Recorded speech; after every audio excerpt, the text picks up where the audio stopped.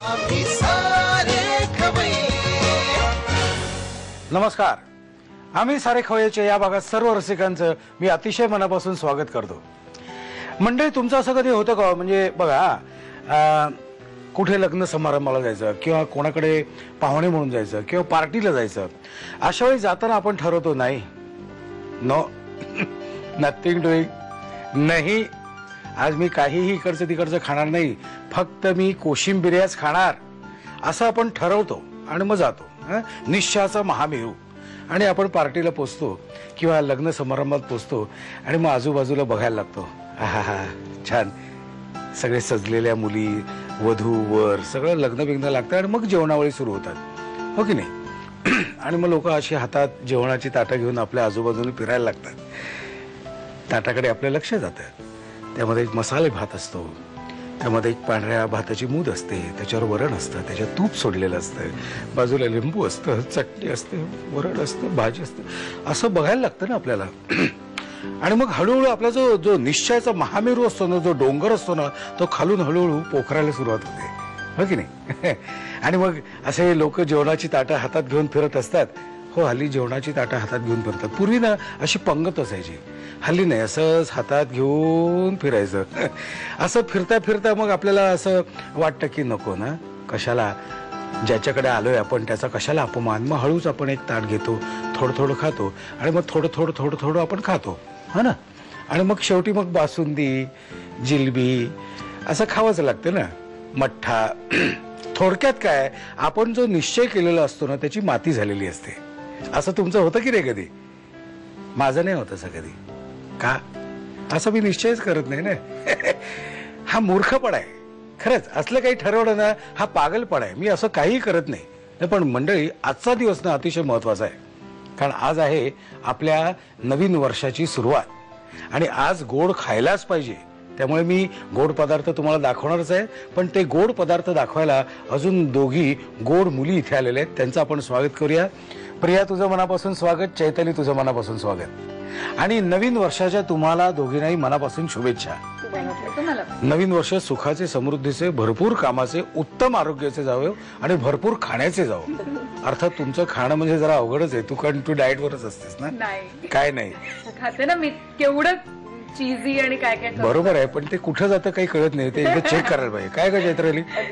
हा, बरं मला सांग, नवीन वर्ष आज आपलं सुरू होत आहे, त्यामुळे सर्वप्रथम तुम्ही दोघी आपल्या रसिक प्रेक्षकांना नवीन वर्षाच्या शुभेच्छा द्या, मग आपण पुढे जाऊ. झी मराठीच्या आणि आम्ही सारे खवय्येच्या सगळ्या लाडक्या प्रेक्षकांना आणि शुभंकरोतीच्या लाडक्या प्रेक्षकांना नवीन वर्षाच्या आणि गुढीपाडव्याच्या आमच्या दोघींकडनंही शुभेच्छा. येस, शुभंकरोती म्हटल्यावर मला डायरेक्ट संध्याकाळ आठवते. म्हणजे पूर्वी लहानपणी, मी लहान असताना आई वडील मला हाताला धरून उभे करायचे देवाच्यासमोर, शुभंकरोती म्हणायचं आणि मग पुढचं सगळं काम सुरू करायचं. पुढचं काम काहीच असायचं नाही, कारण जेवून झोपायचो मी. पण साधारणपणे शुभंकरोती, आता ही शुभंकरोती तुमच्या दोघींची सिरियल आहे. अनेक कलाकार आहेत, अद्वैत आहेत, माझे बरेच सगळेच मित्र आहेत. पण शुभंकरोती मध्ये काम करताना तो जो प्लॉट आहे, त्या सिरियलचा जो प्लॉट आहे, त्या प्लॉटमध्ये तुझा जो रोल आहे त्यातला इंटरेस्टिंग भाग कुठला आहे ग चैत्राली? मी त्या घरात आत्या, हिची आत्या आहे, म्हणजे अरुण दादांची सगळ्यात धाकटी मुलगी. माझ्या कॅरेक्टर मधला इंटरेस्टिंग भाग असा आहे की 10-12 वर्षापूर्वी ही मुलगी एका ड्रायव्हर बरोबर पळून गेली. बर. आणि एक अतिशय खूप चांगली तत्व असणारी फॅमिली, आणि त्या फॅमिलीतनं ही मुलगी पळून जाते आणि एका ड्रायव्हर बरोबर, म्हणजे एक बंडच झालं ते. हा, आणि खूप विरोध आणि असं, पण नंतर ऑफकोर्स ते सगळं मावळतं आणि हा, आता एव्हरीथिंग इज फाईन ना, ऑल इज वेल. पण तरी ते कुठेतरी सल आहे तिच्या मनात की त्यावेळेला सगळ्यांनी विरोध केला. आता सगळे खूप छान वागतात, कारण आता त्या नवऱ्याची माझ्या एक ट्रॅव्हल एजन्सी आहे, तो एक चांगल्या पोस्टवर नाही पण त्याची स्वतःची कंपनी असल्यामुळे तो या फॅमिलीपेक्षा एक थोडस त्यांचं स्टँडर्ड ऑफ लिव्हिंग लिटल हाय, पण आता ते खूप चांगले, स्टँडर्ड ऑफ लिव्हिंग त्यांचं खूप चांगलं आहे.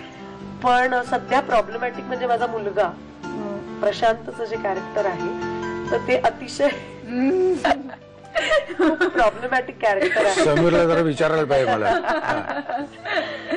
तर तो खूपच खट्याळ, म्हणजे असा मुलगा मी आज तागात कधीच पाहिला नव्हता. हा. पण त्याला किमया बऱ्यापैकी सिद्ध करायचा प्रयत्नात आहे आणि ते हळूहळू ती करेल असं वाटतंय. बर ओके, असा तुझा ट्रॅक.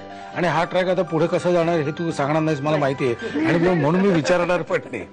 ओके प्रिया, आता तुझा इंटरेस्टिंग पोर्शन काय? आता मागच्या वेळी तू एक काही सांगितलं होतंस, आता अजून काही त्यात वाढ?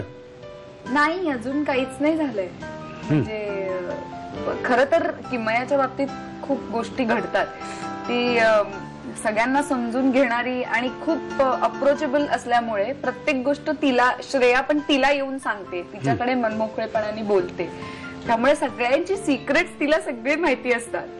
पण ती सिक्रेट ठेवते, हा तिचा एक प्रॉब्लेम होतो. म्हणजे ती जेन्युअनली काहीतरी चांगलं करण्यासाठी म्हणून ते कोणाला सांगत नाही, पण ते सगळं शेवटी येतं तिच्यावरच.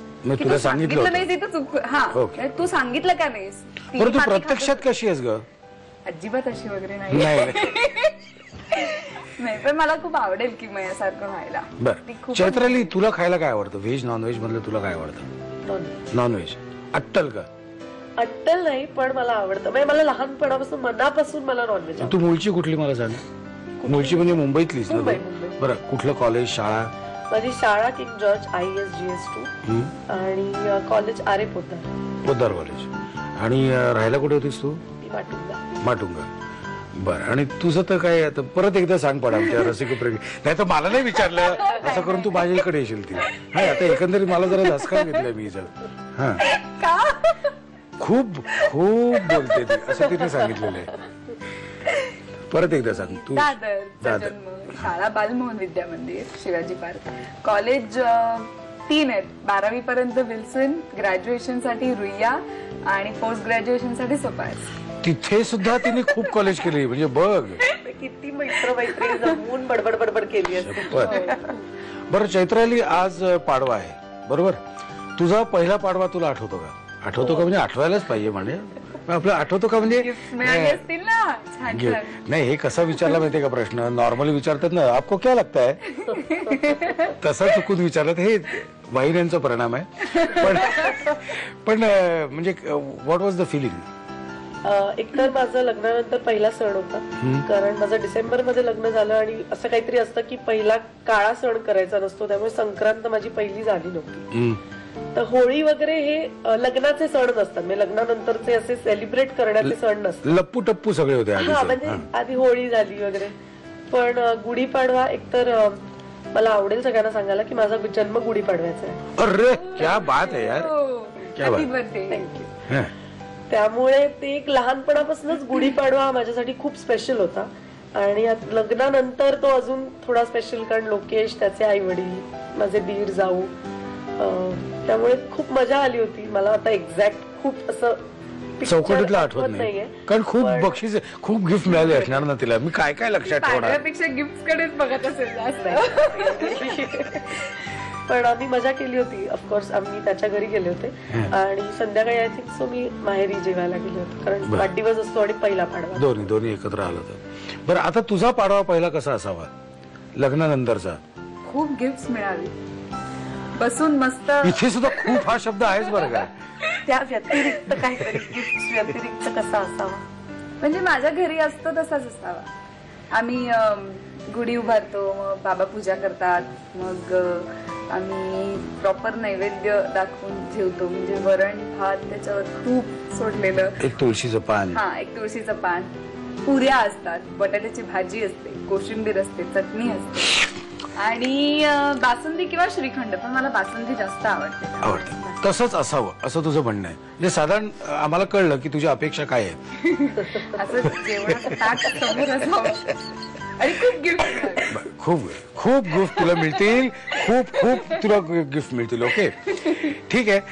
आमचे खवई वाट बघतात. आपण परत एकदा त्यांना नवीन वर्षाच्या शुभेच्छा तर द्यायच्याच आहेत, पण त्याचबरोबर तुम्हाला दोघींनाही काही काही गोड गोड बनवायचं आहे. तर पहिल्यांदा तुमच्यापैकी कोण काय बनवणार आहे? तू काय बनवणार? तू सुद्धा तू पहिलीच आहेस. हा, पुढे.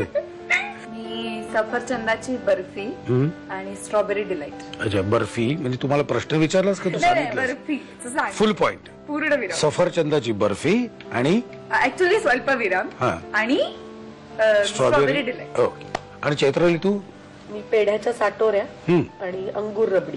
चला आता वेळ घालवायला नको, आपण पटकन जाऊया किचन कडे. पहिल्यांदा तू येतेस ना? चला. प्रिया आपल्या किचन मध्ये आलेली आहे. प्रिया, आजची पहिली रेसिपी काय आहे?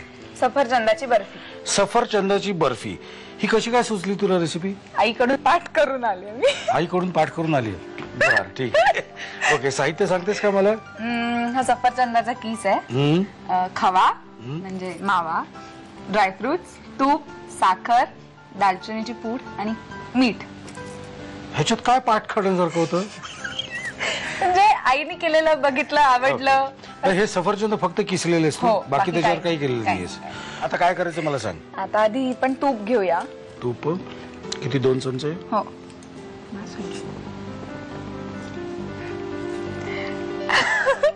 2 चमचे बास ना का अजून पाहिजे तुला? नाही, तुला खूप पाहिजे असेल तर घालतो अजून. तूप खूप नको. बर. आपण खवा घेऊया. ओके. आता हा तुपावर परतून घेऊया. केवढ्या कॅलरीज आहे त्याच्यात, अजिबातच हे डाएट काही नाही. खवा, तूप, साखर. हे बघितल्यानंतर तुझी आई ना धन्य होणार आहे. का? शपथ. मी तिने जे तुला दाखवलंय ते तू बरोबर करतेस हे बघून. हो आता त्याच्यात थोडस तेल सुटायला लागलं. हो. आता तेल आहे, तूप. तूप. ते तूप कसं सुटेल? आपण तूप आधी घातलं होतं, आता खेळातून तेल सुटलं. जे सुटलं ते सुटलं. चांगला होईल ना पदार्थ? बस, मग बाकी तेल सुटू दे, तूप सुटू दे, काही असू दे. बरं, आता हे किती घालायचं आणि कधी घालायचं? हे आता घालायचं. घालू? हो.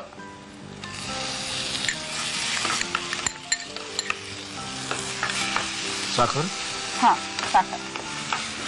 आपण सफरचंद याच्यात घातलेलं आहे हो, म्हणून तब्येतीत न घालता थोडस घालायचं. ते आधीच गोड असतं. तर त्याला पण सफरचंदाचा असा जो रस असतो त्याला पण पाणी सुटतं. ते बघूया पाणीच ना, असतं. बघूया ना ते पाणी आहे का काय आहे ते बघूया. हो, त्याला तेलच नाही सुटत. ओके. तुझ्या आईला काय खायला आवडतं, गोड का तिखट? गोड. आठवायला लागलं तुला? नाही म्हणजे कन्फर्म तुला माहित नव्हतं? हा, पण माझ्या मते गोडच असतं. माझ्या मते. हा, म्हणजे कारण तिची आणि माझी आवड खूप बऱ्यापैकी सारखी आहे. अच्छा. आणि आमच्याकडे पुरणपोळ्या वगैरे केल्या की ती आणि मीच संपवतो, कारण बहीण आणि बाबा फारसं गोड खात नाही. बरं. हे शुभंकरोतीचं शूटिंग साधारण किती दिवस असतं का महिन्याभरात?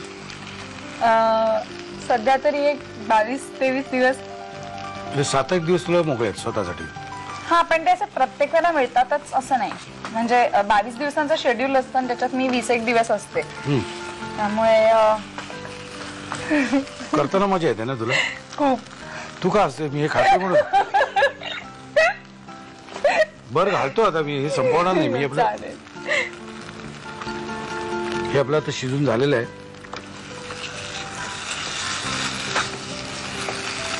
आणि दालचिनी पावडर आणि थोडंसं मीठ.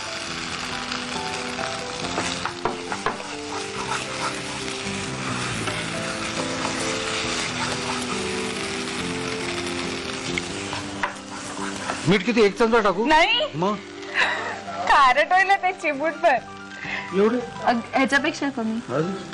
बस बस. हे कशासाठी नाही, घालायचं थोडं- मग? मी चिमटीत घेऊ का? हा, घे. तो अंदाज जास्त करेक्ट आहे. बस. 6 दाणे घातले जवळजवळ.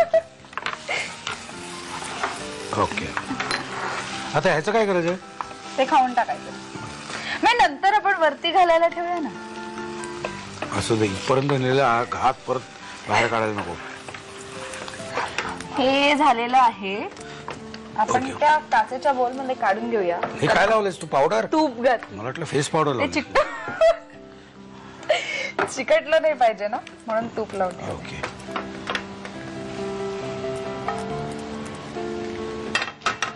हे काय तो स्प्रेड पसरवायचं का? करायचं. हा, आणि ते फ्रीज मध्ये सेट व्हायला ठेवून द्यायचं आणि मग त्याच्या वड्या पाडायच्या.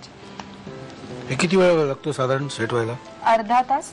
15 मिनिटं पण बास होतील खरं तर. म्हणजे डिपेंड्स किती पाहिजे. आपल्याला किती वेळ आहे? ओके. भूक किती लागली? आपल्याला भूक किती लागली? हे असंच गरम खाल्लं तरी छान लागेल. वास छान येतो त्याचा. त्याच्यात हे घालू याच्यावर? येस. बस बस बस बस बस बस पुरे. ओके, आता हे आम्ही फ्रीज मध्ये ठेवतो.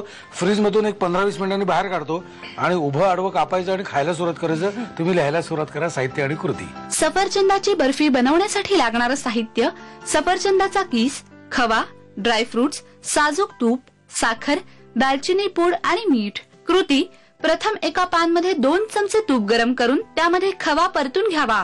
त्यामध्ये सफरचंदाचा किस, चवीनुसार साखर, ड्रायफ्रुट्स, दालचिनी पूड आणि चिमूटभर मीठ घालून मिश्रण शिजवून घ्यावं.